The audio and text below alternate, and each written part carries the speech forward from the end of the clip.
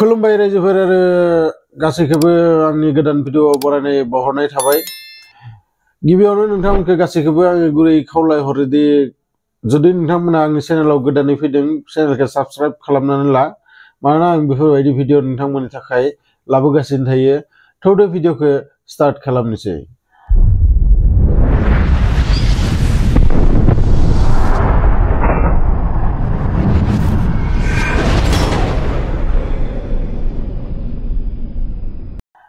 थांनाय फेब्रुवारिनि 25 अक्ट'आव इखालि रबिबारमोन आरो प्राय गासै सुबुंफोरानो इखालि माने अफिस गैयामोन नालाय गासैबो न'आवनो दंमोन। आरो इखालि फुंनिफ्रायनो ओरैबायदि मोनसे गेसाव माने मोनामनाय फैदोंमोन आरो गासैबो माने बे मोनामनायखौ थानो हायैयाव न'निफ्राय ओंखारबोजोबना गासैबो बेखौनो रायलायबाय जे सोरानि न'निफ्राय इमान गेसाव मोनामफैबाय दोङो। बिदिनो गासैबो माने नागिरबाय मायाव अबे जायगानिफ्राय बेफोरबायदि मोनामदो आरो बिदियावनो न'खरसे मानसि नुबाय जे बिसा ताला लगायनाय आरो बै न'खरनिफ्रायनो बांसिन माने मोनामफैबाय दोङो। आरो बेखौ मिथिनानै गासैबो थांबाय, थांनानै नायहैबा दरजाया लक लगायनाय आरो लक लगायनायबा दाथ' जेबो खालामनो हाला, न'खराव रावबो गैया। बेनि थाखायनो बिथांमोना बै एलाकानि जि सुबुंफोरा पुलिसनो खबर हरबाय जे ओरै बाथ्रा न'खरसे मानसि न' सिङाव रावबो गैया, नाथाय बिराद गेसाव माने मोनामनाय फैबाय दोङो बै न'निफ्राय। आरो दसे उनाव पुलिसाबो मोनफैयो, मोनफैनानै बे न'खौ नाहरनो नागिरो जे न' सिङाव माबाफोर दोङो नामा होननानै, नाथाय जेबो नुवा। आरो बिनि उनाव गामिनि गासै सुबुंफोरखौ लानानै बे दरजानि लकखौ सेफायो। सेफायनानै हाबैना फार्स्ट नुग्रोयो सासे 35-36 बैसोनि हिनजाव, सासे जोबोद समायना। आरो बियो खैनानि ड्रेस गाननानै बेयाव माने थैना दोङो, सिङाव गोलैनानै दोङो। आरो प्राय हमना ला सप्तानैयानो जासिगोन बिनि जि मोदोमा एकदम सेवग्लिजोब्बाय। आरो दसे उनाव बिदिनो न'आव नागिरबाथाय सिंनि रुम मोनसेयाव सासे बुरि मानसि थैनानै दोङो। बिबो सेम माने देहाया माने गलियां जाजोबदों, एकदम माबानानै सेवनानै। दा मा खालामनो पुलिसफोरा जेबो हमनानै मोनला। गामिनि बिसोरनि जि खाथि खालानि सुबुंफोरनाव सोंबाय जे सोरबाफोर माबाफोर नुदों नामा, माबाफोर मिथिदों नामा, नाथाय जेबो सुलुग मोनासै बिसोरनिफ्राय। आरो बिनि उनाव फरेन्सिक रिपर्टनि टिमफोरखौ लेंहरबाय, बिनि माने माबा जाज खालामनो माबोरै मा जाखो। आरो बिसोरबो आधा घन्टासो उनाव मोनफैनानै गासै जायगाफोरखौ नागिरनानै जेबो माने माबाखौनो मोना। नाथाय बिसोरनि न' मोखाङाव जि कारेन्टनि पस्ट दोङो, कारेन्ट खुन्था, बै खुन्थायाव मोनसे फिसा माने माबा दंमोन, CCTV केमेरा। आरो बै CCTV केमेरायाव माने नायो, बिसोरनि न'खौबो मोजाङै नुयो बे CCTV केमेरायाव। आरो नुनानै जेबो नुवा, गोबाव सम नायनायनि उनाव नुबाय जे सासे मानसि बिसोरनि न' मोखांनिफ्राय स्कुटि गंसे लानानै ओंखारलांनाय नुयो।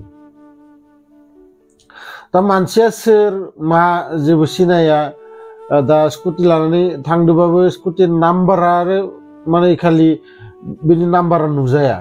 आरो जाय मानसिया बेनिफ्राय थांदोंमोन बै नाम्बारनि सायाव माने माबा होथेनाय दंमोन, कागज सिथाबनाय दंमोन, जेबो माने नाम्बार लिरनाय गैयामोन गारियाव।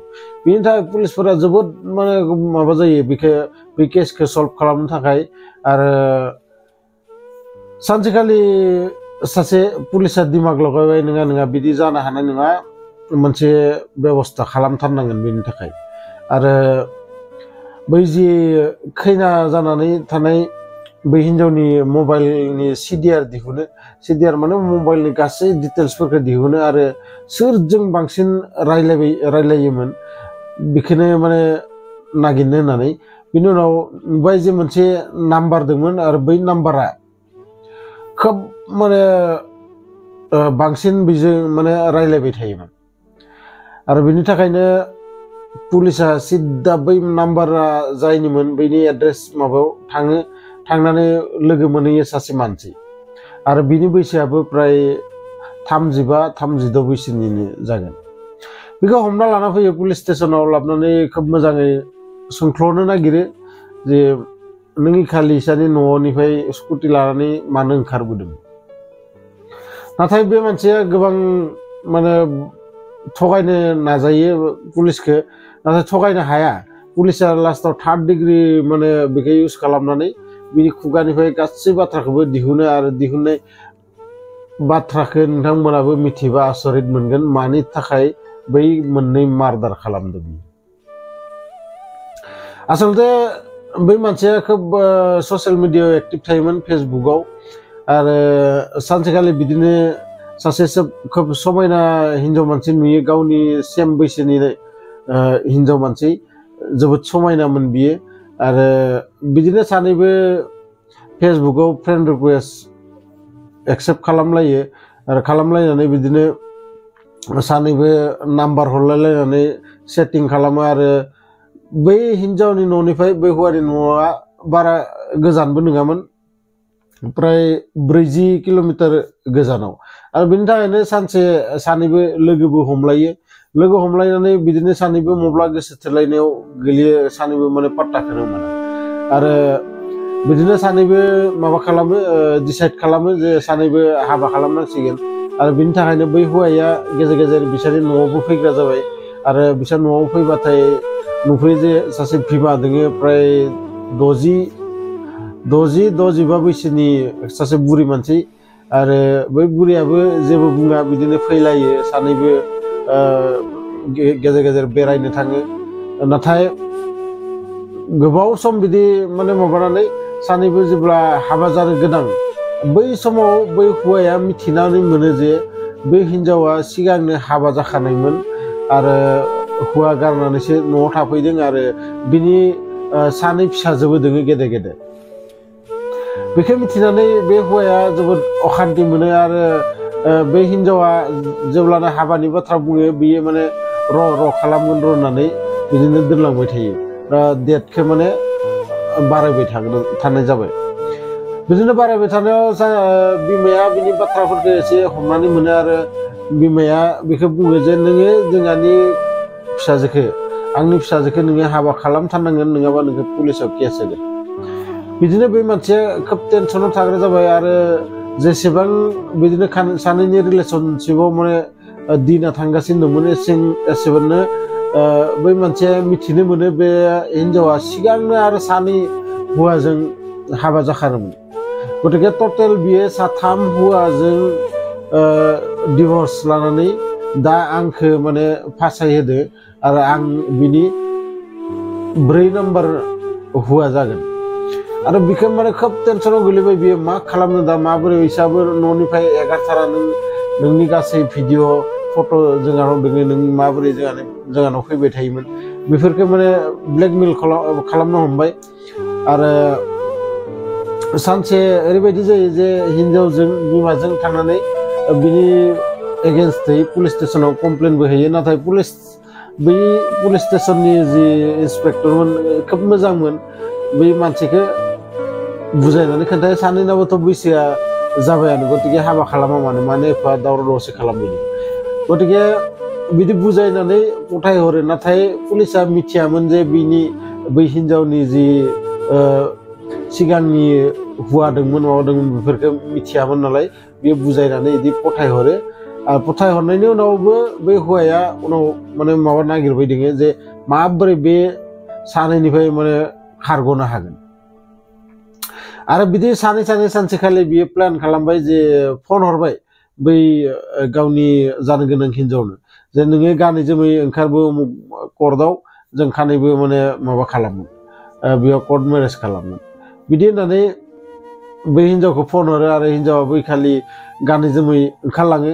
आरो जेब्लानो बै हिन्जावा गानै जोमै ओंखारलाङो, बै हौवाया बिसारि हिन्जावलानि न'आव हाबफैयो। न'आव हाबफैबा बिखुनजोआ नुबाय, नुनानै आसरित मोनबाय, नोंलाय जोंहा नानिखौसो लेंहरदोंमोन हाबा लागोन होननानै, दिनै माने बेयाव फैफिनखौ। बिदि बुंनाय लोगो लोगो बै माबाया मानसिया बै बुरिखौ गोदनायाव सेथेना बेयावनो बुथारनानै गारबोयो आरो जेब्लानो बुथारो बिनि उनाव बै गावनि जानो गोनां हिनजावाबो माबा मोनसे बुस्थु न'आव बावगारनानै थाङोमोन बै हिनजावाबो न' सिङाव हाबफैयोमोन आरो हाबफैनानै नुफैबाय जे बुरिखौ बुथारनानै दोनदो होख्रावनो नाजायोमोन नाथाय इयो लोगो लोगो खुगायाव हमख्लबनानै बै हिनजावखौबो गोदनायाव सेथेना बुथारो आरो लासैनो बायजोखैजा लग लगायनानै गावनि स्कुटिखौ लानानै ओंखारलाङो गतिके लोगोफोर ससियेल मिडिया ओरैबायदि जे जोङो नुनायावसो जोबोद खोनानायावसो मोजां खोनायो ससियेल मिडियानिफ्रायबो गोबां बेफोरबायदि जाथाय जागासिनो थायो गोबां ससियेल मिडियानिफ्राय फ्रड जायो बिदिनो ब्लेकमेल खालामजायो गोबां सुबुंफोरानो बिनि थाखायनो साबधान थानाया मोजां आरो बे जाथाया छत्तीसगढ़नि नोंथांमोना आंखौ गोबाङानो सोंबाय थायो जे आं सल'बाथा खोन्थायो ना गुबुननि पेपारफोराव नुनानै स्ट'रि खोन्थायो ना मा खोन्थायो आं आसलते नोंथांमोननो स्ट'रि नङा एकदम रियेल स्ट'रि खोन्थायो जाय माने बेफोरबायदि मार्डार केस जायो अब्लाबा सोरबा थगाय जायो बेफोरबायदि केसफोरखौ आङो नोंथांमोननो खोन्थायो जाहाथे नोंथांमोनाबो साबधान थायो आरो बेफोरबायदि केसनिफ्राय माने खारग'नानै थायो जायखिजाया भिडिअखौ मोजां मोनोबाथाय लाइक शेयार कमेन्ट खालाम आरो लोगोसे आंनि चेनेलाव गोदानै फैदोंबाथाय नोंथांमोनखौ आरोबाव खनसे खावलायहरो बे चेनेलखौ साबस्क्राइब खालाम मानोना आं बेफोरबायदि भिडिअ नोंथांमोननि थाखाय लाबोगासिनो थायो लोगो मोनगोन नेक्स्ट भिडिअआव अब्लासिम गासैबो रंजा खुसि था लोगोजोंनो था गोजोन्थों।